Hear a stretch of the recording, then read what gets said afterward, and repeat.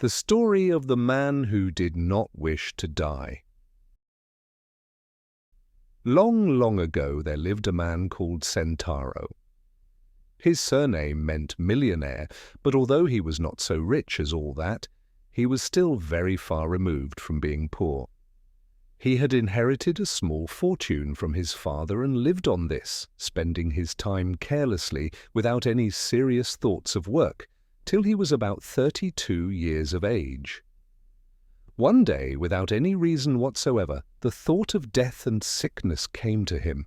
The idea of falling ill or dying made him very wretched.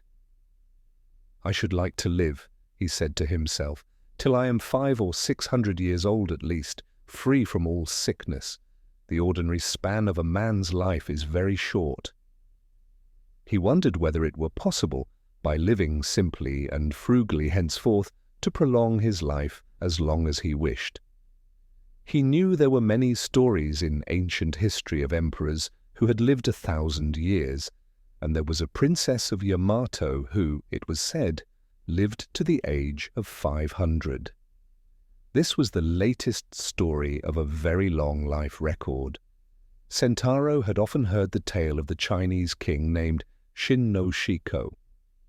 He was one of the most able and powerful rulers in Chinese history.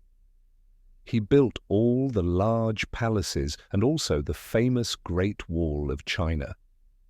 He had everything in the world he could wish for, but in spite of all his happiness, and the luxury and the splendor of his court, the wisdom of his counselors, and the glory of his reign, he was miserable because he knew that one day he must die and leave it all.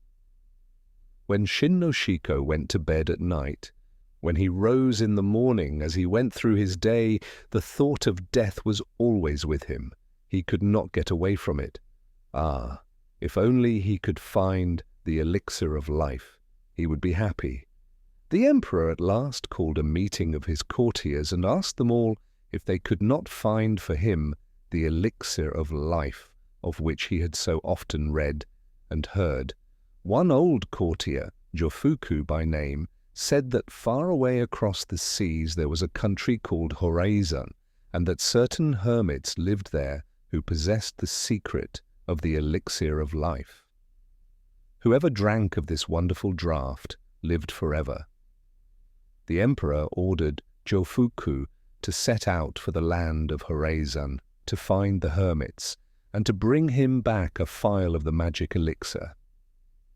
He gave Jofuku one of his best junks, fitted it out for him, and loaded it with great quantities of treasures and precious stones for Jofuku to take as presents to the hermits. Jofuku sailed for the land of Horizon, but he never returned to the waiting emperor. But ever since that time, Mount Fuji has been said to be the fabled Horizon and the home of hermits who had the secret of the elixir, and Jofuku has been worshipped as their patron god. Now Sentaro determined to set out to find the hermits, and if he could, to become one, so that he might obtain the water of perpetual life. He remembered that as a child he had been told that not only did these hermits live on Mount Fuji, but that they were said to inhabit all the very high peaks. So he left his old home to the care of his relatives and started out on his quest. He traveled through all the mountainous regions of the land, climbing to the tops of the highest peaks, but never a hermit did he find. At last, after wandering in an unknown region for many days, he met a hunter. "Can you tell me," asked Sentaro, "where the hermits live who have the elixir of life?" "No," said the hunter. "I can't tell you where such hermits live, but there is a notorious robber living in these parts. It is said that he is chief of a band of 200 followers." This odd answer irritated Sentaro very much, and he thought how foolish it was to waste more time in looking for the hermits in this way, so he decided to go at once to the shrine of Jofuku, who is worshipped as the patron god of the hermits in the south of Japan. Sentaro reached the shrine and prayed for 7 days, entreating Jofuku to show him the way to a hermit who could give him what he wanted, so much to find. At midnight of the 7th day, as Sentaro knelt in the temple, the door of the innermost shrine flew open, and Jofuku appeared in a luminous cloud, and calling to Sentaro to come nearer, spoke thus: "Your desire is a very selfish one, and cannot be easily granted. You think that you would like to become a hermit so as to find the elixir of life. Do you know how hard a hermit's life is? A hermit is only allowed to eat fruit and berries and the bark of pine trees. A hermit must cut himself off from the world so that his heart may become as pure as gold and free from every earthly desire. Gradually, after following these strict rules, the hermit ceases to feel hunger or cold or heat, and his body becomes so light that he can ride on a crane or a carp and can walk on water without getting his feet wet. You, Sentaro, are fond of good living and of every comfort. You are not even like an ordinary man, for you are exceptionally idle and more sensitive to heat and cold than most people. You would never be able to go barefoot or to wear only one thin dress in the winter time. Do you think that you would ever have the patience or the endurance to live a hermit's life? In answer to your prayer, however, I will help you in another way. I will send you to the country of perpetual life, where death never comes, where the people live forever." Saying this, Jofuku put into Sentaro's hand a little crane made of paper, telling him to sit on its back, and it would carry him there. Sentaro obeyed, wonderingly. The crane grew large enough for him to ride on it with comfort. It then spread its wings, rose high in the air, and flew away over the mountains right out to sea. Sentaro was at first quite frightened, but by degrees he grew accustomed to the swift flight through the air. On and on they went for thousands of miles. The bird never stopped for rest or food, but as it was a paper bird, it doubtless did not require any nourishment.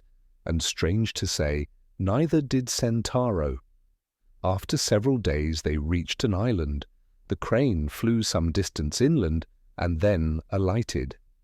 As soon as Sentaro got down from the bird's back, the crane folded up of its own accord and flew into his pocket.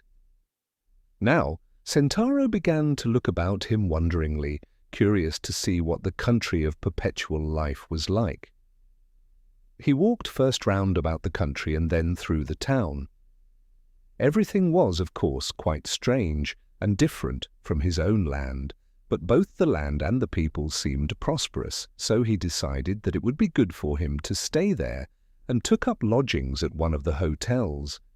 The proprietor was a kind man, and when Sentaro told him that he was a stranger and had come to live there, he promised to arrange everything that was necessary with the governor of the city concerning Sentaro's sojourn there. He even found a house for his guest, and in this way Sentaro obtained his great wish and became a resident in the country of perpetual life. Within the memory of all the islanders, no man had ever died there, and sickness was a thing unknown.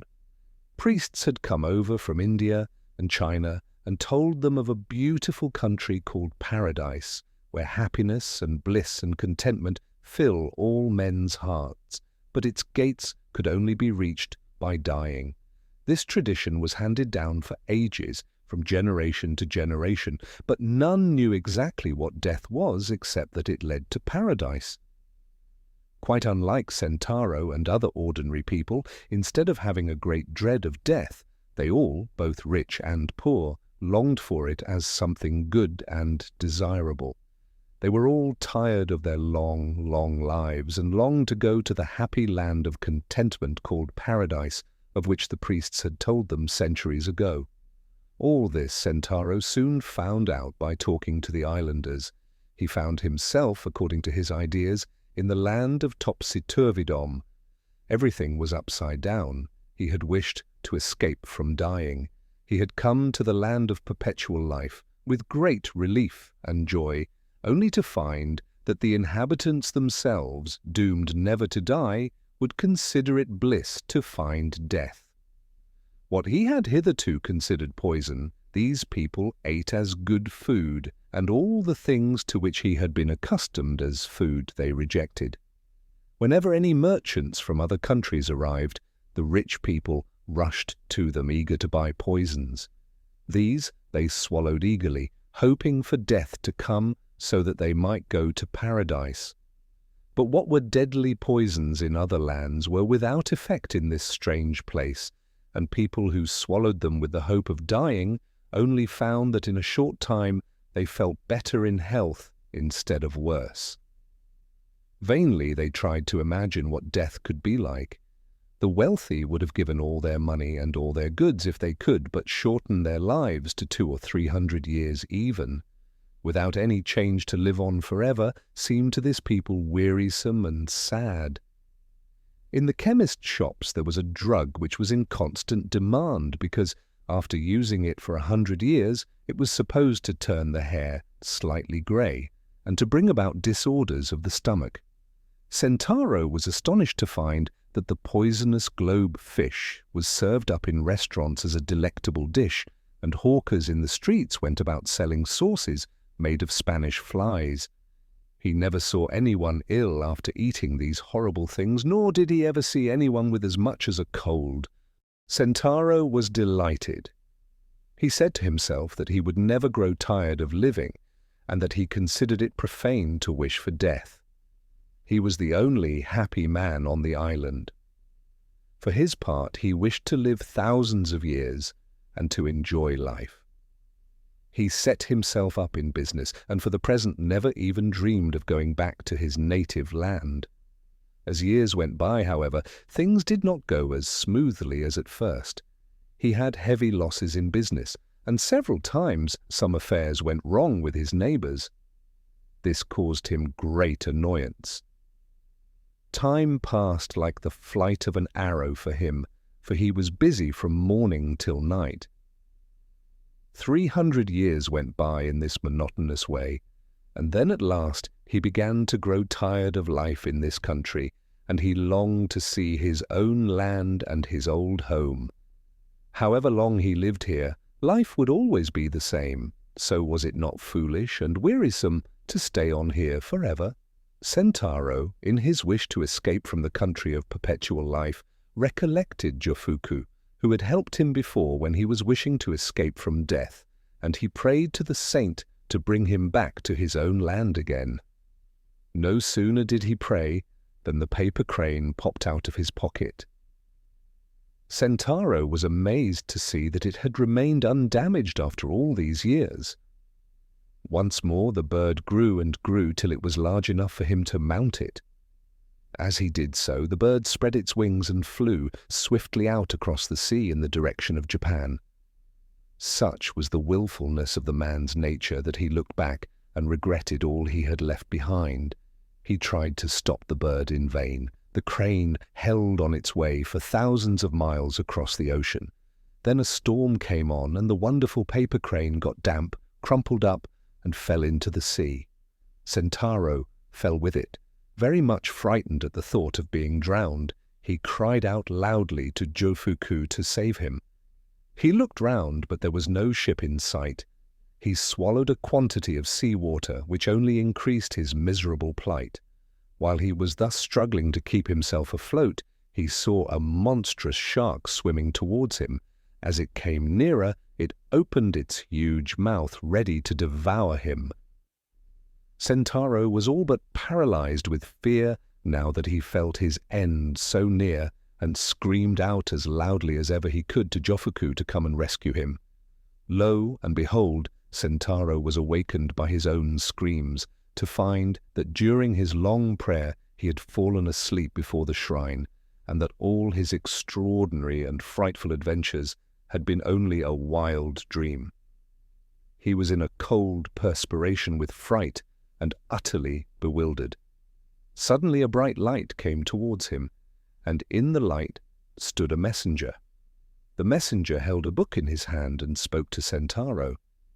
"I am sent to you by Jofuku, who in answer to your prayer has permitted you in a dream to see the land of perpetual life. But you grew weary of living there, and begged to be allowed to return to your native land so that you might die. Ijofuku, so that he might try you, allowed you to drop into the sea and then sent a shark to swallow you up.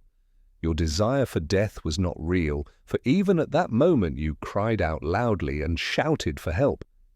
It is also vain for you to wish to become a hermit or to find the elixir of life. These things are not for such as you. Your life is not austere enough. It is best for you to go back to your paternal home and to live a good and industrious life. Never neglect to keep the anniversaries of your ancestors, and make it your duty to provide for your children's future. Thus will you live to a good old age and be happy, but give up the vain desire to escape death, for no man can do that, and by this time you have surely found out that even when selfish desires are granted, they do not bring happiness. In this book I give you, there are many precepts good for you to know. If you study them, you will be guided in the way I have pointed out to you. The angel disappeared as soon as he had finished speaking, and Sentaro took the lesson to heart. With the book in his hand, he returned to his old home, and giving up all his old vain wishes, tried to live a good and useful life, and to observe the lessons taught him in the book, and he and his house prospered henceforth.